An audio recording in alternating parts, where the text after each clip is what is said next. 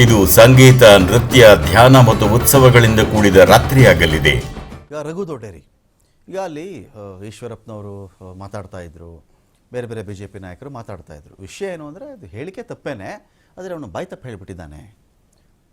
ನಮ್ಮಗಳ ಬಾಯಲ್ಲಿ ಅಪ್ಪಿ ಕೂಡ ಅಂಥ ಒಂದು ಸ್ಲೋಗನ್ ಅಥವಾ ಘೋಷವಾಕ್ಯ ಅಥವಾ ಒಂದು ವಾಕ್ಯ ಬರೋಕ್ಕೆ ಚಾನ್ಸೇ ಇಲ್ಲ. ಈಶ್ವರಪ್ಪನವ್ರು ಹೇಳ್ತಾ ಇದ್ರು, ಅಪ್ಪಿ ತಪ್ಪಿ ಬಾಯಿ ತಪ್ಪು ಬಂದಿದೆ ಅದು. ವೆರಾಸ್ ಕಾಂಗ್ರೆಸ್ನವ್ರು ಹೇಳಿದಾಗ ಗಲ್ಲಿಗೇರಿಸಿ ದೇಶದ್ರೋಹಿ ಇದು ಬರುತ್ತಲ್ಲ. ಈಗ ಅವ್ರು ಬಾಯಿ ತಪ್ಪು ಹೇಳಿದ್ದಾರೆ, ನಮ್ಮ ಕಾರ್ಯಕರ್ತರು ಯಾವತ್ತೂ ಆ ಥರ ಮಾತಾಡಲ್ಲ ಅಂತ ಹೇಳ್ತಾರೆ. ಇದೇ ಸ್ಟೇಟ್ಮೆಂಟನ್ನು ಇನ್ನೊಬ್ಬ ಆರೋಪಿನೂ ಕೊಡಬಹುದು. ನಾನು ಬಾಯಿ ತಪ್ಪು ಹೇಳಿಬಿಟ್ಟೆ ಸರ್, ಅವತ್ತು ಸರಿಯಾಗಿ ಗೊತ್ತಾಗಲಿಲ್ಲ ನನಗೆ.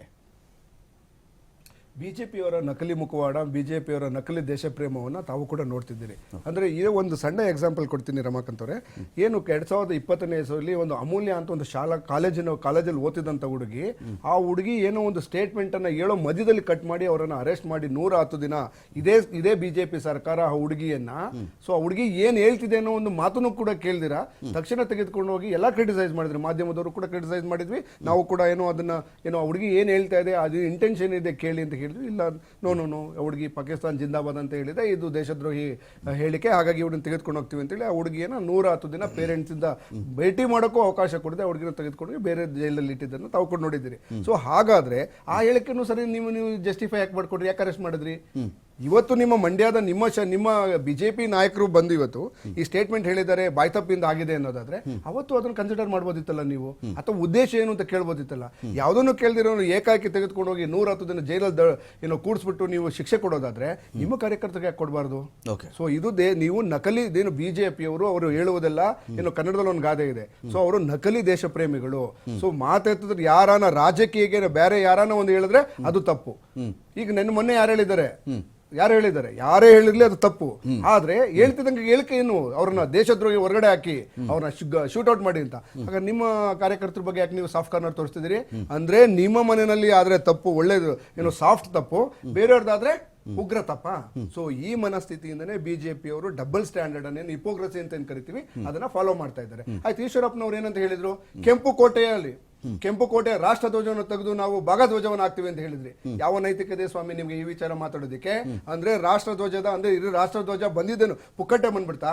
ಲಕ್ಷಾಂತರ ಜನ ತನ್ನ ಜೀವವನ್ನ ತೆಗೆದು ಪ್ರಾಣವನ್ನ ತ್ಯಾಗ ಮಾಡಿ ಅದರ ನಂತರ ಸ್ವಾತಂತ್ರ್ಯ ಬಂದಿದ್ದಲ್ವಾ? ಅಂದ್ರೆ ಇವರಿಗೆ ಬಿಜೆಪಿಯವ್ರಿಗೆ ಏನಾಗಿದೆ ಅಂತಂದ್ರೆ ಈ ದೇಶಕ್ಕೆ ಸ್ವಾತಂತ್ರ್ಯದ ಬೆಲೆನೇ ಗೊತ್ತಿಲ್ಲ, ಹೋರಾಟದ ಬೆಲೆನೇ ಗೊತ್ತಿಲ್ಲ. ಹಾಗಾಗಿ ಆ ಬಾವುಟಕ್ಕೆ ಬೆಲೆ ಏನಿದೆ, ಆ ತ್ರಿವರ್ಣ ಧ್ವಜದ ಬಾವುಟದ ಬೆಲೆ ಏನಿದೆ ಬೆಲೆ ಗೊತ್ತಿಲ್ಲದ್ರೆ ಹಾಗಾಗಿ ಹೇಳಿದ್ದಾರೆ. ಇದೇ ರೀತಿ ಪ್ರತಿಯೊಂದು ಹೇಳಿಕೆ ನೀವು ದ್ವೇಷಕ್ಕೆ ಹೋಗಿ ಅರೆಸ್ಟ್ ಮಾಡಿಸಿದಿರಾ ಈಗ ಅಂತ ಅದಕ್ಕೆ ಅವತ್ತು ಕ್ರಮ ಆಗಿರ್ಲಿಲ್ಲ, ಬಿಜೆಪಿ ಹೋರಾಟನೂ ಮಾಡಲಿಲ್ಲ, ಬಿಜೆಪಿ ಅವರಿಗೆ ತಾಕತ್ತಿರ್ಲಿಲ್ಲ.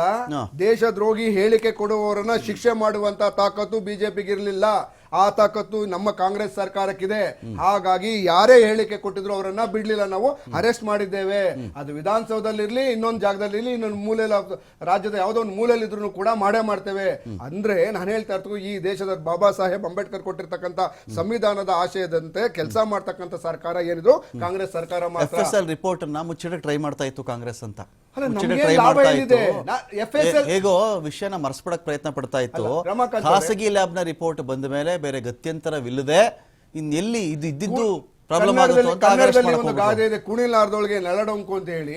ಹಾಗಾಗಿ ಅವ್ರಿಗೆ ಬೇರೆ ಯಾವುದೇ ರಾಜಕೀಯ ವಿಚಾರ ಇಲ್ಲದೆ ಇರೋದ್ರಿಂದ ಏನು ಕೆಲವು ಚರ್ಚೆಗಳು ನಡೀತಾ ಇದೆ. ಬಿಜೆಪಿ ಮತ್ತೆ ಜೆಡಿಎಸ್ ನಲ್ಲಿ ನಡೀತಿರ್ತಕ್ಕಂಥ ಆಂತರಿಕ ಜಗಳದನ್ನ ಹೊರಗಡೆ ಬರೋದಕ್ಕೆ ಈ ರೀತಿಯಿಂದ ಕೆಲವು ಯೋಚನೆಗಳು ಮಾಡ್ತಾರೆ. ಒಂದು ವಿಚಾರವನ್ನು ಚರ್ಚೆ ಮಾಡೋಣ. ಇನ್ನು ನಾಸಿರ್ ಹುಸೇನ್ ಅವರು MP ಗೆದ್ದ ನಂತರ ಇನ್ ಕೇಸ್ ಆ ಸಂದರ್ಭದಲ್ಲಿ ನಡೆದಿದ್ರೆ ಅದಕ್ಕೆ ಡ್ಯಾಮೇಜ್ ಆಗೋದು ಯಾವ ಪಕ್ಷಕ್ಕೆ? ಕಾಂಗ್ರೆಸ್ ಪಕ್ಷಕ್ಕೆ ಜಾಸ್ತಿ ಆಗೋದು. ಯಾಕೆಂತಂದ್ರೆ ಅವರ ಇದು ವಿಜಯೋತ್ಸವದ ಸಂದರ್ಭದಲ್ಲಿ ಅಂತಂದ್ರೆ ಕಾಂಗ್ರೆಸ್ ಸರ್ಕಾರಕ್ಕೆ ನೆಗೆಟಿವ್ ಆಗೋದು. ಹಾಗಾಗಿ ಯಾರು ನೆಗೆಟಿವ್ ಮಾಡ್ಕೊಳ್ತಾರೆ? ನಾವು ಮಾಡ್ಕೊಳ್ತೀವ, ಪ್ರಯತ್ನವನ್ನು ಮಾಡ್ತೀವ? ಯಾರಾದ್ರೂ ನಾವೇ ಇದನ್ನ ಹೊಡ್ಕೊಳ್ತೀವ? ಖಂಡಿತ ಮಾಡೋದಿಲ್ಲ. ಆದ್ರೆ ಇದನ್ನ ಮಾಡಿರ್ತಕ್ಕಂಥವ್ರು ಯಾರು? ಯಾರಿಗೆ ಲಾಭ ಇದೆ? ಕಾಂಗ್ರೆಸ್ಗಂತೂ ಲಾಭ ಇಲ್ಲ.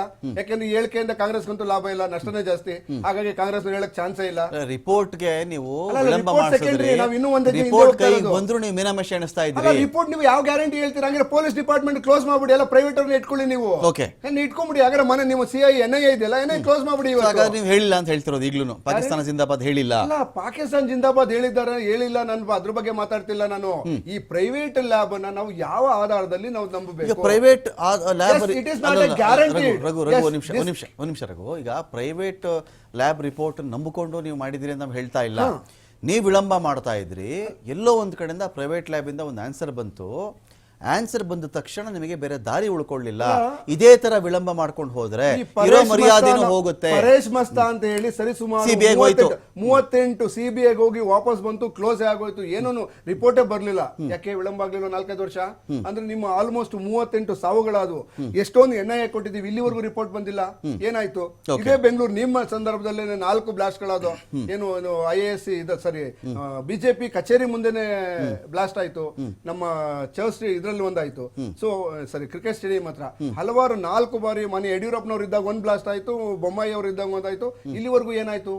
ಏನು ತನಿಖೆ ಅಂದ್ರೆ ಅಲ್ಲ, ನಾನು ಇಡೀ ಪ್ರಶ್ನೆ ನೀವು ಬೇರೆ ತರ ಅರ್ಥ ಮಾಡ್ಕೋತಾ ಇದ್ದೀರಾ. ನಾನು ಹೇಳ್ತಿರೋದೇನು ಅಂದ್ರೆ ಪ್ರೈವೇಟ್ ಲ್ಯಾಬ್ ರಿಪೋರ್ಟ್ ಬರೋವರೆಗೂ ನೀವು ಕೂಡ ಟ್ರೈ ಮಾಡ್ತಾ ಇದ್ರಿ ಹೇಗಾದ್ರೂ ಮುಚ್ಚಾಕೋಣ ಅಂತ. ಆ ರಿಪೋರ್ಟ್ ಬಂದ ತಕ್ಷಣ ನೀವು ಬೇರೆ ದಾರಿ ಉಳ್ಕೊಳ್ಳಿಲ್ಲ. ನಮ್ಗೆ ಏನ್ ಲಾಭ? ದಾರಿ ಉಳ್ಕೊಳ್ಳದೆ ನೀವು ಅರೆಸ್ಟ್ ಮಾಡ್ಬಿಟ್ರಿ. ಆಗ ನಮ್ಗೆ ಏನ್ ಲಾಭ? ಅದರಿಂದ ಏನ್ ಲಾಭ? ನಮ್ಗೆ ಲಾಭ ಅಂದ್ರೆ ಅಟ್ಲೀಸ್ಟ್ ವಿಷಯ ಮರ್ಸೋಣ. ಆ ತರದ ಹೇಳಿಕೆ ನಡೆದಿಲ್ಲ. ನಮ್ಗೆ ಏನ್ ಲಾಭ? ಓಕೆ, ಸರ್ಕಾರ ಏನ್ ಲಾಭ ಅಂದ್ರೆ ಆ ತರದ್ ನಡೆದೇ ಇಲ್ಲ. ಸುಮ್ಮನೆ ಬೇರೆ ಪಕ್ಷಗಳು ಆರೋಪ ಮಾಡ್ತಾ ಇವೆ.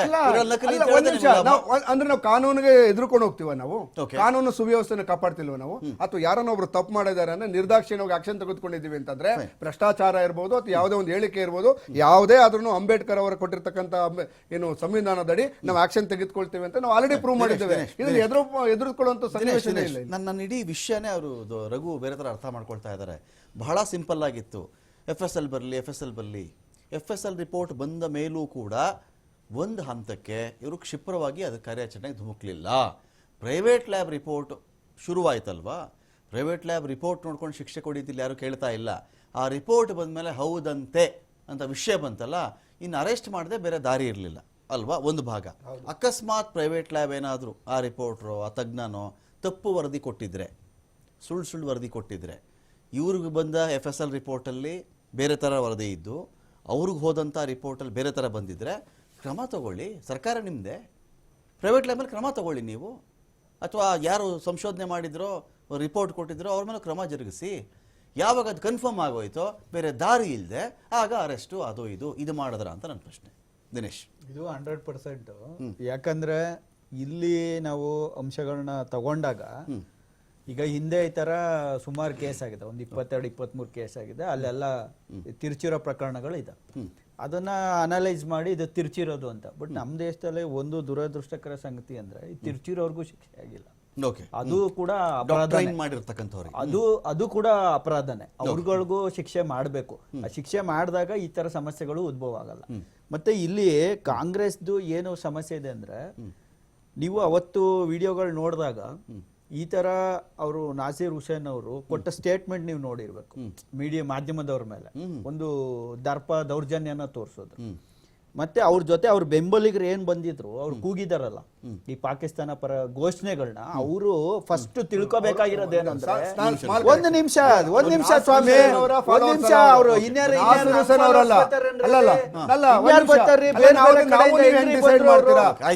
ಅವ್ರ ಜೊತೆಲಿರೋರು ಯಾರ್ರಿ? ಅವ್ರು ಯಾರು ಅವ್ರ ಜೊತೆ? ಕಾಂಗ್ರೆಸ್ ಅವ್ರಿಗೆ ಲಾಭ ಇಲ್ಲ ಅಂದ್ರೆ ಲಾಭ ಇರೋರು ಮಾಡಿರ್ತಕ್ಕಂಥದ್ದು.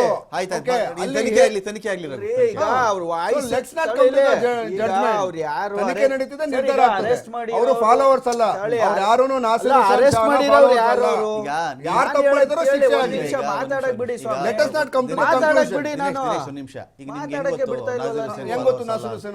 ಅಲ್ಲಲ್ಲ. ಒಂದ್ ನಿಮಿಷ ನಾನು ರಘು ನಿಮ್ನೆ ಕೇಳಿಬಿಡ್ತೀನಿ.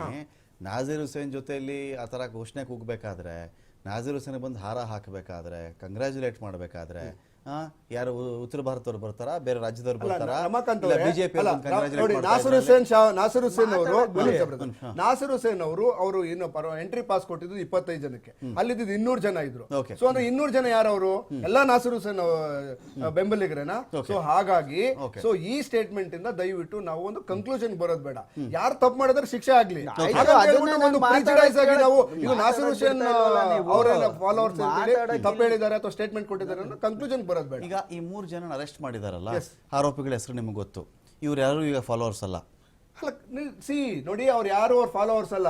ಓಕೆ ರಘು, ನೀವು ಈ ತರ ಮಾತಾಡಬಹುದು. ರಾಹುಲ್ ಗಾಂಧಿ ನೋಡಿ, ನೋಡಿ ನೀವು ಮಾತಾಡಕ್ ಬಿಟ್ರೆ ಮಾತಾಡ್ಬೋದು. ಈಗ 3 ಜನ ಅರೆಸ್ಟ್ ಆದ್ರು, ಅರ್ಥ ಆಯ್ತಲ್ವಾ?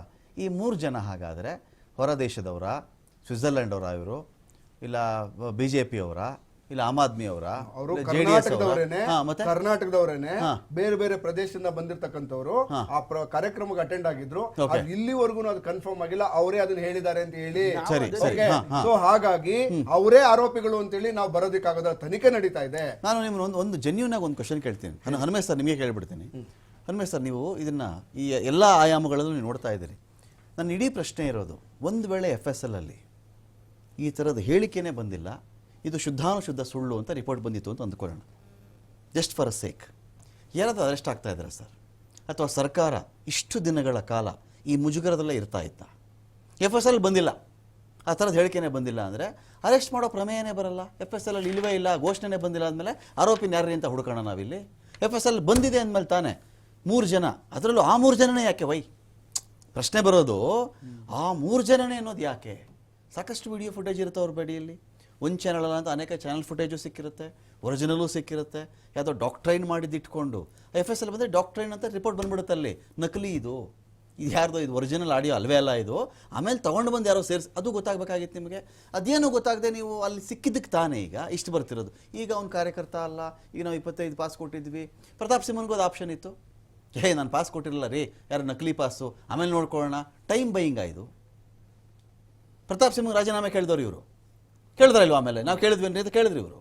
ಹೇಗಿದು ಅಂತ ಅಲ್ಲ, ಈ ತರ ಘಟನೆಗಳನ್ನ ನಾವು ತುಂಬಾ ಸಣ್ಣ ಸಣ್ಣ ವಿಷಯಗಳನ್ನ ಚರ್ಚೆ ಮಾಡ್ತಾ ಹೋದ್ರೆ ಅದೇ ಹೆಚ್ಚು ಸಮಯ ತಗೊಳುತ್ತೆ. ಆದ್ರೆ ಇಂಥ ಘಟನೆಗಳು ಯಾಕಾಗುತ್ತೆ? ಈಗ ಪಾರ್ಲಿಮೆಂಟ್ ಅಲ್ಲಿ ಆಗಿರುವಂತ ಘಟನೆ, ಇವತ್ತೇನ ಯುವಕರು ಹೋಗಿ ಪಾರ್ಲಿಮೆಂಟ್ ಅಲ್ಲಿ ಗಲಾಟೆ ಮಾಡಿದ್ರು, ಅವ್ರಿಗೆ ಪಾಸ್ ಯಾರು ಕೊಟ್ರು, ಅವ್ರಿಗೆ ಯಾವ ಊರವರು, ಅವ್ರಿಗೆ ಯಾವ ಪಕ್ಷದವರು, ಅವ್ರು ಯಾವ ಸಿದ್ಧಾಂತಕ್ಕೆ ಒಳಪಟ್ಟವರು, ಇದನ್ನೇ ಚರ್ಚೆ ಮಾಡ್ತೀವಿ. ಅಥವಾ ಯಾಕೆ ಅವರು ಅಲ್ಲಿ ಬಂದ್ರು, ಅವ್ರ ಮನಸ್ಸಲ್ಲಿ ಏನಿತ್ತು, ಅವ್ರು ಕೂಗಿದ ಘೋಷಣೆಗಳೇನು, ಆ ವಿಷಯಗಳನ್ನ ನಾವು ಚರ್ಚೆ ಮಾಡ್ಬೇಕು. ಇವತ್ತು ಪಾಕಿಸ್ತಾನದ ವಿರುದ್ಧ ಇರ್ಬೋದು, ಪಾಕಿಸ್ತಾನದ ಪರವಾಗಿರ್ಬೋದು, ಈ ಘೋಷಣೆಗಳನ್ನು ಕೂಗುವಂಥದ್ದು ಇಷ್ಟು ದೊಡ್ಡ ಚರ್ಚೆ ಯಾಕಾಗುತ್ತೆ ಅನ್ನುವಂಥದ್ದು ಕೂಡ ನಾವು ಗಮನಿಸಬೇಕಾಗತ್ತೆ. ಇಲ್ಲಿ ಏನಾಗಿದೆ, ರಾಜಕೀಯ ಪಕ್ಷಗಳು, ಎರಡು ಪ್ರಮುಖ ರಾಜಕೀಯ ಪಕ್ಷಗಳು, ಇದರ ಹಿಂದೆ ಒಂದು ದೊಡ್ಡ ವೋಟ್ ಬ್ಯಾಂಕ್ ಇರುವಂತದ್ದು. ಕರೆಕ್ಟ್. ಎಲ್ಲೋ ಒಂದ್ ಕಡೆ ಪಾಕಿಸ್ತಾನ ಮುಸ್ಲಿಂ ಅಂತ ಬಂದ ತಕ್ಷಣ BJP ಅವರು ಕಾಂಗ್ರೆಸ್ನ ಅಟ್ಯಾಕ್ ಮಾಡುವಂಥದ್ದು, ಮತ್ತು ಅವ್ರ ಬಗ್ಗೆ ಮುಸ್ಲಿಮ್ಸ್ ಇರ್ಬೋದು, ಅಲ್ಪಸಂಖ್ಯಾತರ ಡಿಪೆಂಡ್ ಮಾಡ್ಕೊಳ್ಳುವಂಥ ಕಾಂಗ್ರೆಸ್ನ ಧೋರಣೆ ಇದೆಯಲ್ಲ, ಇದು ಎಲ್ಲೋ ಒಂದ್ ಕಡೆ ಇಂಥ ಘಟನೆಗಳಿಗೆ ಕಾರಣ ಆಗುತ್ತೆ. ಆದ್ರೆ ಇದು ಬೇಕಾ? ಇದು ನಮ್ಮ ದೇಶದ ದೊಡ್ಡ ಸಮಸ್ಯೆನ? ಒಬ್ಬ ಮಗಳು ತನ್ನ ತಾಯಿಯನ್ನ ಎಷ್ಟು ಪ್ರೀತಿಸ್ತಾನೋ ಪ್ರತಿಯೊಬ್ಬ ಭಾರತೀಯ ಕೂಡ ಈ ದೇಶವನ್ನ ಅಷ್ಟೇ ಪ್ರೀತಿಸ್ತಾನೆ. ಓಕೆ, ನಿಜ. ಅದನ್ನ ನಾವು ಹೇಳ್ಬೇಕಾಗಿಲ್ಲ. ನಾನು ದೇಶಭಕ್ತ ಅಂತ ಯಾರು ಎದೆ ಬಿಚ್ಚಿ ಆಗಿಲ್ಲ. ಸೊ ಇಂಥ ಪರಿಸ್ಥಿತಿ ಇರುವಾಗ ಈ ರಾಜಕೀಯ ಪಕ್ಷಗಳ ಈ ಒಂದು ಅಪೀಸ್ಮೆಂಟ್, ನಾವು ಕಾಂಗ್ರೆಸ್ನವ್ರನ್ನ ಎಷ್ಟು ನೀವು ಅಲ್ಪಸಂಖ್ಯಾತರ ಅಪೀಸ್ಮೆಂಟ್ ಮಾಡ್ತೀವಿ ಅನ್ನುವಂತ ಟೀಕೆ ಮಾಡ್ತೀವಿ, ಅದೇ ಒಂದು ಲಾಜಿಕ್ ಬಿಜೆಪಿಗೂ ಅಪ್ಲೈ ಆಗುತ್ತೆ. ಮೀಡಿಯಾ ಬಗ್ಗೆ ಬಾಯಿಗೆ ಬಂದ ಮಾತಾಡದ ಆ ಮನುಷ್ಯನ ಬಾಯಿಂದ ಒಂದು ಸಾರಿ ಬರಲಿಲ್ಲ. ಅವನು ಸಮರ್ಥಿಸ್ಕೊತಾರೆ ಕಾಂಗ್ರೆಸ್ನವರು ಆ ಮನುಷ್ಯನ. ಅವನು ಯಾರಿಗೆ ಬೇಕಾದ್ರೆ ಏಕವಚನದಲ್ಲಿ ಮತ್ತೆ ಹೋಗೋ, ಆಚೆ ಹೋಗೋ, ನಡಿಯೋ ಹೇಳ್ಬೋದು. ಅವ್ನು ಯಾರು ಸರ್ ಅವ್ನು ಹೇಳಕ್ಕೆ? ಅಲ್ಲ, ಈ ಘಟನೆ ನಾಸಿರ್ ಹುಸೇನ್ ಆದ್ರೇನು ಯಾವ ಹುಸೇನ್ ಆದ್ರೆ ನಮಗೇನಾಗಬೇಕು? ಅಲ್ಲ, ಈಗ ಮಾಧ್ಯಮಗಳು ಎಲ್ಲರೂ ಅವ್ರು ಡ್ಯೂಟಿ ಮಾಡ್ತಾ ಇದ್ರು. ಮಾಧ್ಯಮಗಳು ಅವ್ರು ಡ್ಯೂಟಿ ಮಾಡ್ತಾರೆ. ಮಾಧ್ಯಮಗಳು ಕೆಲವೊಂದು ಘಟನೆಗಳನ್ನ ಹೊರಗಡೆ ತರಬೇಕು. ಅವ್ನು ಯಾವ ಅಂತ ನಮ್ಗೆ ಅರ್ಥ ಆಗಿಲ್ಲ ಇನ್ನೂ ನಮ್ಗೆ. ಮಾಧ್ಯಮಗಳಿಗೆ ಗೌರವ ಏನಂದ್ರೆ ಆ ವ್ಯಕ್ತಿ ಆ ಇನ್ಸಿಡೆಂಟ್ ಆದ್ಮೇಲೆ ಮಾಧ್ಯಮಗಳು ಒಂದು ರಿಯಾಕ್ಷನ್ ಕೇಳಿದ್ರು. ಅವ್ರು ಹೇಳ್ಬೋದಿತ್ತು, ಯಾರು ಕೂಗಿದ್ರು ಅವ್ರ ಮೇಲೆ ಆಕ್ಷನ್ ತಗೋತೀವಿ, ಒಂದು ಮಾತು ಹೇಳ್ಬೋದಿತ್ತು. ಅವ್ರು ಅಲ್ಲಿ ಅದನ್ನೇ ಮಾತಾಡಿಲ್ಲ. ಮತ್ತೆ ಇನ್ನೊಂದು, ನಾನು ಒಂದು ಮುಖ್ಯವಾದ ಅಂಶ ಮಾತಾಡಕ್ ಇಷ್ಟಪಡ್ತೀನಿ. ಇವತ್ತು ಏನು ಅವರು ಕೂಗಿದಾರಲ್ಲ ಪಾಕ್ ಪರ ಘೋಷಣೆಗಳನ್ನ, ಅವ್ರಗಳಿಗೆ ಫಸ್ಟ್ ಗೊತ್ತಾಗಬೇಕು ಈ ದೇಶ ಎಷ್ಟು ಸುಭದ್ರವಾಗಿದೆ. ಇವತ್ತು ಮುಸ್ಲಿಮರು ಈ ದೇಶದಲ್ಲಿ ಎಷ್ಟು ಭದ್ರವಾಗಿದ್ದಾರೆ. ಅದೇ ಪಾಕಿಸ್ತಾನದಲ್ಲಿ ದಿವಸಕ್ಕೊಂದು ಮಾಸ್ಕ್ ಅಲ್ಲಿ ಬಾಂಬ್ ಬ್ಲಾಸ್ಟ್ ಗಳಾಗ್ತವೆ, ಒಂದು ಎಲೆಕ್ಷನ್ ರ್ಯಾಲಿಗಳಲ್ಲಿ 100 ಜನ 200 ಜನ ಸಾಯ್ತಾರೆ, ಒಂದು ಸ್ಕೂಲ್ಗಳಲ್ಲಿ ಮಕ್ಳುಗಳನ್ನ ಶೂಟ್ ಔಟ್ ಮಾಡ್ತಾರೆ. ಅಂತ ಒಂದು ಪರಿಸ್ಥಿತಿ ಆ ದೇಶದಲ್ಲಿದೆ. ಆ ಪರವಾಗಿ ಕೂಗ್ತಾರಲ್ಲ, ಇವ್ರಿಗೆ ಏನಾದ್ರೂ ಮಾನ ಮರ್ಯಾದೆ ಇದೆಯಾ? ಈ ದೇಶದಲ್ಲಿ ಎಷ್ಟು ಸೆಕ್ಯೂರ್ಡ್ ಆಗಿ ಬದುಕ್ತಾ ಇದಾರೆ.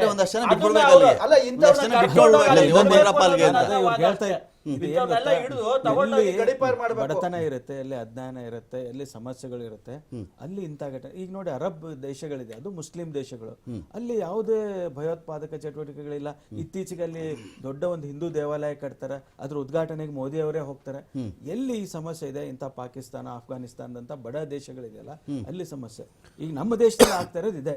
ಎಲ್ಲಿ ಯಾರೋ ಒಬ್ರು ಅಮಾಯಕರು, ಅವ್ರಿಗೆ ಗೊತ್ತೇ ಇರೋದಿಲ್ಲ, ಅವ್ನಿಗೆ ಯಾರೋ ಇನ್ಸ್ಟಿಗೇಟ್ ಮಾಡ್ಬಿಡ್ತಾರೆ, ಪ್ರೊವೋಕ್ ಮಾಡ್ಬಿಟ್ಟಿರ್ತಾರೆ, ಟ್ರಿಗರ್ ಮಾಡಿರ್ತಾರೆ, ಅವ್ನಿಗೇನೋ ಮಿಸ್ಗೈಡ್ ಮಾಡಿರ್ತಾರೆ, ಅವನೇನೋ ಒಂದು ಘೋಷಣೆ ಕೂಗ್ತಾನೆ. ಇದು ಕೂಡ ಇದೆ. Fine. ಹೀಗಾಗಿ ಅದನ್ನ ರಾಜಕೀಯ ಪಕ್ಷಗಳು ವ್ಯವಸ್ಥಿತವಾಗಿ ಬಳಸ್ಕೊಳ್ತಾ ಇದ್ದಾರೆ. ಕಾಂಗ್ರೆಸ್ನ ಅಲ್ಪಸಂಖ್ಯಾತರ ಅಪೀಸ್ಮೆಂಟ್ ಬಿಜೆಪಿಗೆ ಅಸ್ತ್ರ ಆಗತ್ತೆ. ಅವ್ರು ಡಿಫೆಂಡ್ ಮಾಡ್ಕೊಳಕ್ ಹೋಗಿ ಬಹುಸಂಖ್ಯಾತ ಹಿಂದೂಗಳನ್ನ ವಿರೋಧ ಕಟ್ಕೊಳ್ಳುವಂತ ಪರಿಸ್ಥಿತಿ ಕಾಂಗ್ರೆಸ್ಗೆ ಬರ್ತಾ ಇದೆ. ಇದು ಬಹಳ ಸೂಕ್ಷ್ಮವಾದಂತ ವೆರಿ ಏನಂತಾರೆ ನಾವು ಇದು ಅಂತೀವಲ್ಲ ಹೇರ್ಲೈನ್ ಫ್ರಾಕ್ಚರ್ ತರ ಇದಾಗಿದೆ ಸಣ್ಣದು. ಇದು ನಾವು ಕಾಂಗ್ರೆಸ್ನವರು ಸರಿಯಾಗಿ ಹ್ಯಾಂಡಲ್ ಮಾಡ್ಬೇಕು. ಯಾರೇ ಕೂಗಿದ್ರೆ ಅದು ಬಿಜೆಪಿ ಅವರೇ ಮಾಡ್ಲಿ ಕಾಂಗ್ರೆಸ್ನವರೇ ಮಾಡ್ಲಿ ಅವ್ರಿಗೆ ಶಿಕ್ಷೆ ಆಗ್ಲಿ. ಆದ್ರೆ ಇದನ್ನ ಬಹಳ ಡಿಬೇಟ್ ಮಾಡುವಂತದ್ದಲ್ಲ. ಈ ದೇಶ ದೊಡ್ಡ ದೊಡ್ಡ ಸಮಸ್ಯೆಗಳನ್ನ ಎದುರಿಸ್ತಾ ಇದೆ, ದೊಡ್ಡ ಜನಸಂಖ್ಯೆ ಇದೆ, ಜಗತ್ತಿನ ಅತಿ ದೊಡ್ಡ ಪ್ರಜಾಪ್ರಭುತ್ವ, ಇಲ್ಲಿ ನೂರಾರು ಸಮಸ್ಯೆಗಳಿದೆ.